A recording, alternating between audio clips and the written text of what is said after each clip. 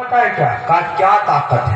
کہا قرآن کریم جب تک ان کے بیچ میں ہے آپ ان کا مقابلہ نہیں کر سکتے۔ 3 لاکھ قرآن کریم کے نسخے جلائے، دلی کے مدرسوں کے طاق سے قریب کر کھینچ کر لا کر لو ہم نے تمہارا قرآن کو مٹا دیا۔ اس کو نہیں معلوم یہ وہ قرآن ہے جو 3,22,000 الفاظ کو چھوٹے چھوٹے بچے یاد کر لیتے۔ ایک عالم دین نے کہا کہ تم پاگل ہو، قرآن کے نسخے کیوں جلا رہے؟ کہا کہ میں تمہارا قرآن ختم کرنا چاہتا ہوں۔ کہا کیوں؟ کہا کوئی تو آتا نہیں میدان میں لڑنے کے لیے، تمہارے یہ قرآن پڑھنے والے سب آ جاتے ہیں میدان میں، کتابیں ختم ہو جائیں گی، آہستہ آہستہ ماننے والے بھی ختم ہو جائیں گے۔ کسی نے کہا کہ کتاب ختم کر سکتے ہو اور آپ ختم کر سکتے ہو، لیکن جو سینوں میں ہے اس کو کیسے ختم کرو گے؟ انہوں نے کہا سینوں میں ہونے کا کیا مطلب ہے؟ What do you mean? Please tell me۔ ایک عالم دین نے ایک بچے کو بلایا، کہا پڑھو بیٹا۔ قرآن پڑھنا شروع کیا۔ اب ہمارے چھوٹے بچے جب قرآن کم عمر میں یاد کر لیتے، جو بچے مدرسہ اور مکاتب میں مدارس میں جاتے ہیں الحمدللہ، وہ 10 سال 12 سال کی عمر میں بچے حافظ قرآن بن جاتے ہیں الحمدللہ۔ When I was 11 years old, at that time I remembered by heart all Quran Kareem. That time I become حافظ قرآن۔ ہم بھی 11 سال 12 سال کی عمر میں حافظ قرآن بن گئے۔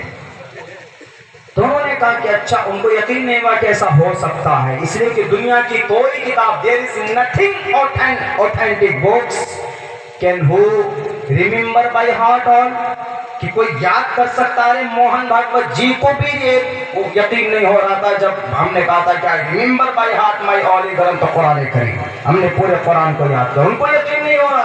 انہوں نے کہا کہ ایسا ہوتا ہے؟ انگریز نے کہا کہ نہیں ہوتا، دیکھ لو تو۔ ایک ٹرانسلیٹر کو کہا کہ تم دیکھو قرآن بچہ کہاں پڑھتا ہے، تم ذرا انگلی وہیں پر پھیرتے جانا۔ اس بچے نے 9-10 گھنٹے میں پورا قرآن انگریز کے سامنے سنایا، اور انگریز وہی تائید توبہ کرتا ہے کہ میں قرآن کو جلا تو سکتا ہوں، قرآن کے مصیبتوں کو ختم کر سکتا ہوں، لیکن قرآن کے معنی اور الفاظ جو بچوں کے سینوں میں ہیں، ہم وہاں سینے کو ختم نہیں کر سکتے۔ کون تھے؟ مدارس سے ریلیٹڈ، ٹوپی اور داڑھی والے۔ اس کے بعد میرے بھائیو کیا ہوتا ہے؟ اس کے بعد پھر آگے چلیے، میں بہت چھوڑ کر جو جہاں زیادہ ضرورت ہے میں اسی کو آپ کے سامنے رکھ رہا۔ اس کے بعد ایک بہت بڑی ٹریجڈی سامنے آئی کہ آخر کیا ہونا چاہیے؟ شریعت تو ختم ہو جائے گی، اسلام کے ساتھ ساتھ ہمارا یہ دیش بھی مٹ جائے گا۔ ہمیں 2 چیز مسلمانوں کے سامنے، مسلمانوں کے ایک ہاتھ میں قرآن، دوسرے ہاتھ میں ہمارا ملک۔ اس وقت میں ہمارے عالم دین ایسے نہیں کہ قرآن کی عبادت کرنا ملک کو چھوڑ دو، پھر تو انگریز سے کہتے تم کو جو کرنا ہے کرو، ہم کو قرآن پڑھنے کی اجازت دو۔ انگریز کہتا ہے کہ you become free, you are freedom، جاؤ تم سب کے سب آزاد ہو، ہم کچھ نہیں کریں گے، تم اپنا جس کو عبادت کرتے ہو، جس کی پوجا پرارتھنا کرتے ہو کرو، چھوڑ دیتے۔ لیکن نہیں، اس وقت اپنے مذہب کے ساتھ ساتھ اپنے ملک کو بھی ایک ہاتھ سے قرآن کو پکڑا، ایک ہاتھ سے اپنے ملک کو پکڑا ہے۔ جو لوگ بولتے ہیں کہ آپ کا مذہب پہلے کہ ملک پہلے، آپ کہہ دیجئے کہ میرے لیے دونوں پہلے۔ کوئی سوال کرے، میرے لیے دونوں ہی چیز، جیسے دونوں آنکھ ہمارے لیے important and 2 eyes this very compulsory for me a complete man، جیسے ہمارے لیے دونوں آنکھ ضروری، دونوں ہاتھ ضروری، دونوں پیر ضروری، ویسے ہمارے لیے دونوں چیز ضروری ہے۔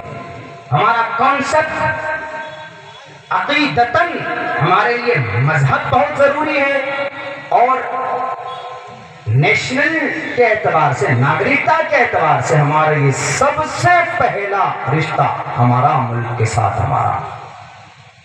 لوگ اس کو غلط مرت کر دیتے ہیں، میڈیا والے سے الٹا پلٹا کر کے پوچھتے ہیں کہ لوگ کنفیوز ہو جاتے ہیں کیا کہیں۔ اگر آپ نے بول دیا میں پہلے مسلمان ہوں، وہ کہہ دیں گے دیکھو یہ دیش دروہی ہے، دیش دوسرے نمبر پر۔ اگر آپ نے پہلے کہہ دیا میرے لیے سب کچھ بھارت ہی ہے، تو آپ کے لیے پھر عقیدتاً آپ کے لیے مسئلہ کھڑا ہو جائے گا۔ اس لیے ہمارے لیے دونوں چیز ضروری ہے۔ میرے لیے کوئی سوال کرے تو یہ جواب دیجیے گا، میرے لیے دونوں چیز ضروری۔ نہیں سمجھے گا تو ان کو یہی کہیے گا تمہارے لیے دونوں آنکھ ضروری ہے، ایک وقت میں دونوں آنکھ سے دیکھتے ہو، ضرورت دونوں آنکھ کی ہے، ویسے ہمارے لیے دونوں چیز ضروری۔ مذہب کے اعتبار سے، عقیدے کے اعتبار سے، اور دھرم بھی ضروری ہے، اس لیے کہ شریرین سمم ناسم سرومنیتی گچھتی منسمرتی۔ پنڈت کیول آنند جوشی لکھتے ہیں کہ جب تم اس دنیا سے جاؤ گے تمہارا مکان، تمہاری گاڑیاں، تمہارے کھیت کھلیان سب کچھ نس، شریرین سمم ناسم، تمہارا عہدہ، تمہاری کرسی سب دفن، شریرین سمم ناسم سرومنیتی گچھتی۔ ایشور کے پاس کیا جائے گا؟ ایشور کے پاس تمہارا کرم جائے گا، تمہارا دھرم جائے گا۔ اسی لیے کہا دھرمو رکشتی رکشتہ، تم دھرم کی رکشا کرو، دھرم تمہاری رکشا کرے گا۔ دھرم کی رکشا کا مطلب دھرم میں جو اچھی باتیں لکھی ہیں آپ اس پر عمل کرو گے تو یہ دھرم مرنے کے بعد آپ کو سورگ میں لے کے جائے گا، یہ مطلب ہے دھرمو رکشتی رکشتہ شریرین سمم ناسم سرومنیتی گچھتی، اس کا یہ مطلب ہے۔ ہمارے اس وقت علماء کرام نے کہا کہ بھئی ہمیں شریعت کو بھی بچانا ہے، ہمیں اس ملک کو بھی بچانا ہے۔ اس وقت انہوں نے پھر مئی 1866 میں دارالعلوم دیوبند کی بنیاد رکھی۔ دارالعلوم دیوبند سے ایک بہت بڑے عالم دین جن کا لقب بعد میں شیخ الہند مولانا محمود حسن دیوبندی رحمت اللہ علیہ وہ میدان میں آئے۔ ان کے شاگرد مولانا عبید اللہ سندھی، ان کے ساتھ ساتھ مولانا حسین احمد گنگوہی، ان کے ساتھ ساتھ مفتی کفایت اللہ اور مولانا حفظ الرحمان سہاروی، یہ سارے علماء کرام اسی دارالعلوم دیوبند سے نکلے۔ اور ایسا نہیں کہ دارالعلوم دیوبند سے پڑھ کر انہوں نے بڑے بڑے عالیشان مدرسے بنا لیے، بنگلے بنا لیے، ایسے نہیں۔ ہمارے اس دیش کی تاریخ کو یاد کرنے والوں، لکھنے والوں، مکمل طور پر تاریخ لکھنا کہ جب ہمارے شیخ الہند میدان میں آئے، میدان کارزار میں آئے، انہوں نے 1911 اور 12 کو انگریز کو بھگانے کے لیے ایک تحریک چلاتے، اس تحریک کا نام تحریک ریشمی رومال۔ چونکہ زرد کپڑے پر خط و کتابت کا کام ہوتا تھا اپنے دوسرے لوگوں سے، اسی لیے اس کا نام تحریک ریشمی رومال پڑا، اس کا لقب پڑا۔ تحریک ریشمی رومال کے سب سے بڑے متحرک اور فعال عالم دین مولانا عبید اللہ سندھی رحمت اللہ علیہ تھے۔ کسی وجہ سے وہ تحریک کامیاب نہ ہو پائی، انگریز نے بیچ میں ہی اس کو نسٹ کر دیا اور اس مشن کو روک دیا، اس کو آگے کامیاب نہ کر سکے۔ شیخ الہند رحمت اللہ علیہ جیل کے اندر چلے گئے، جزیرے انڈمان نکوبار چلے گئے۔ میرے بھائیوں، مولانا عبید اللہ سندھی، مولانا شیخ الاسلام حسین احمد مدنی، مولانا ارشد مدنی کے ابا، مولانا اسد مدنی کے والد محترم، مولانا محمود مدنی کے دادا شیخ الاسلام، جب آگے تحریک بڑھتی گئی 1939 کو انگریز نے ہمارے بچوں کو، اس وقت دوسری بڑی جنگ عظیم شروع ہو چکی تھی، جس کو دوسری جنگ عظیم بولتے، second world war, Japan, Germany اور برطانیہ کے بیچ میں۔ ہمارے نوجوانوں کو انگریز اٹھاتے اور جا کر وہاں پر لڑاتے، ہمارے بچے اپنی جوانی وہاں پر ان کی برباد ہوتی، انگریز کی غلامی کرتے کرتے۔ مولانا حسین احمد مدنی سے نہیں دیکھا گیا۔ مولانا شیخ الاسلام نے کہا کیا اس سے انگریز کے فوج میں کوئی بھرتی ہوگا؟ ناجائز اور حرام ہے، حرام ہے، حرام ہے۔ کسی نے کہا کہ انگریز کے فوج میں بھرتی کے لیے تم ناجائز کا فتویٰ دیتے ہو حسین احمد مدنی، اس کی سزا تم جان سکتے ہو کیا؟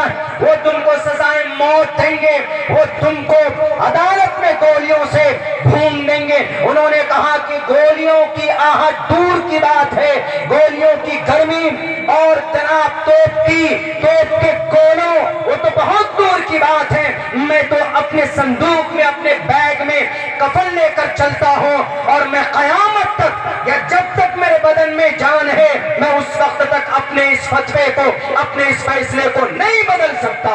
کچھ بھی ہو جائے، ہمارے بچے، ہمارے دیش کے نوجوان کیوں انگریز کی غلامی کریں گے؟ جا کر برطانیہ اور جاپان کے خلاف لڑیں گے۔ اسی لیے ناجائز کا فتویٰ دیتا تھا، دیتا ہوں اور دوں گا آئندہ۔ انگریز نے کہا کہ تمہیں ڈر نہیں لگتا؟ انہوں نے کہا کہ مجھے ڈر نہیں لگتا۔ کہا کہ ٹھیک ہے، تمہیں گولیوں سے بھون دیا جاتا۔ بالا کوٹ کی پہاڑی پر یہی شیخ الاسلام مولانا ارشد مدنی کے والد محترم نے توپ کے سامنے میں کھڑے ہو کر کہا تھا، اگر تمہارے توپ کے گولوں میں میرے سینے سے زیادہ گرمی ہے تو چلو دیکھ لیا جائے کہ آج کس کی گرمی جیتتی ہے۔ توپ کے گولے سے، توپ کے منہ سے گولا نہیں نکلا، حسین احمد مدنی کی وہ گرمی تھی۔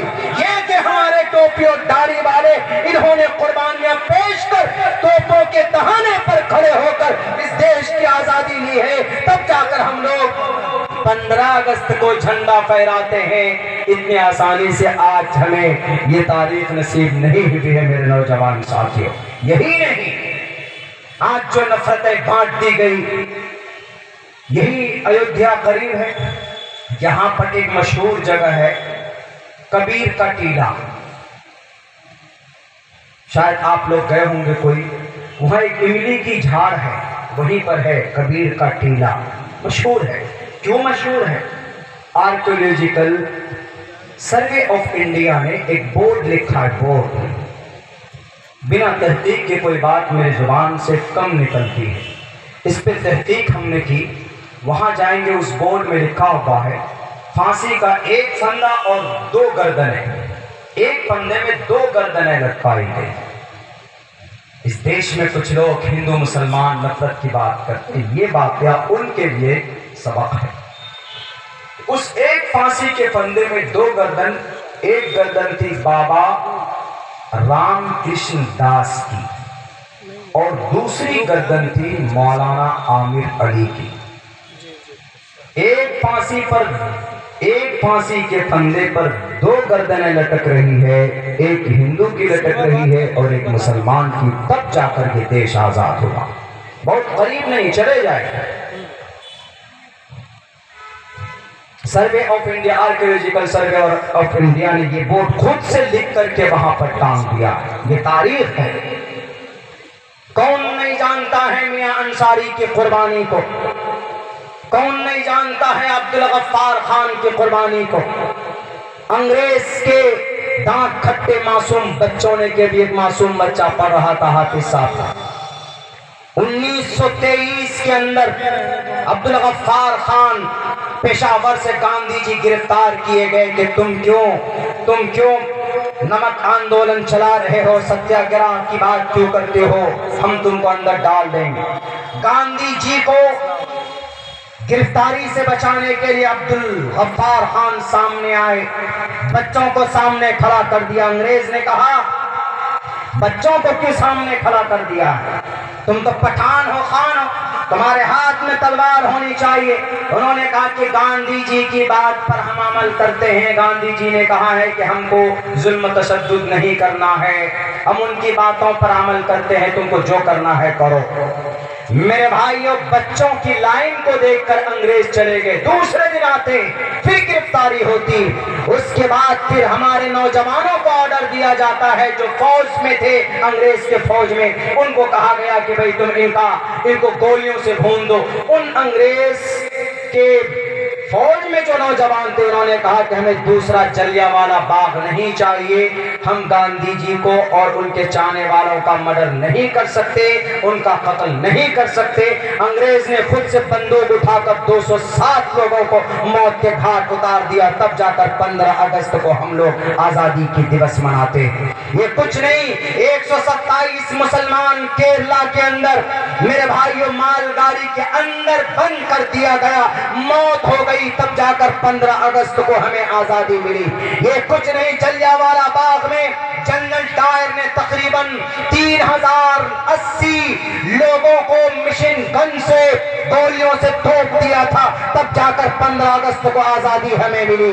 یہ اگر اس کو شمار میں نہیں لیتے، اٹھائیے تاریخ، ملبار کی تاریخ موجود ہے، 42,000 صرف کلمہ پڑھنے والوں کو گولیوں سے نہیں، گولیوں اور پھانسیوں کے پھندوں گھوڑوں پر لٹکا دیا تھا۔ ملبار کیرلا کی تاریخ ادھر نہیں آتی ہے، زیادہ اس ملیالم یا کنڑ زبان میں ہونے کی وجہ سے جا کر تاریخ پڑھ لیجئے، یہ تاریخ ہماری نہیں۔ اشفاق اللہ خان جب مالٹا میں جا رہے تھے، وہاں پر سولی دی گئی، ان کے پریوار والوں نے آ کر کہا ایک مرتبہ مل لو۔ ان کی شکل دیکھ کر ان کی ماں اور ان کے والد رونے لگے، والدہ والدین ان کے رونے لگے۔ ان کو کہا کہ ماں اور میرے ابا روئیے مت، جس دن بھی ہمارا ملک آزاد ہوگا نام اس دن اشفاق اللہ خان کا لیا جائے گا، سال میں ایک مرتبہ آپ کے بیٹے کا نام لیا جائے گا، شان کے ساتھ جیے، ملاقات ہماری ہوگی میدان محشر کے اندر۔ وہ اشفاق اللہ خان کی قربانی سے جا کر یہ دیش آزاد ہوا، ایسے دیش آزاد نہیں ہوا۔ آج تو جناب اس بس نہ معلوم وہ برساتی مینڈک کی طرح کچھ لوگ ڈگ ڈگ ڈگ ڈگ کرتے ہوئے آ گئے کہ بس آج ہی ہیں ہم سب کچھ اس دیش کے، آج ہم ہی ہیں سب کچھ۔ نہیں، اس دیش کے اندر سب کا برابر کا حق ہے، سب نے بڑی قربانیاں پیش کی ہے، تب جا کر ہمارا یہ ملک بھارت آزاد ہوا انگریزوں سے۔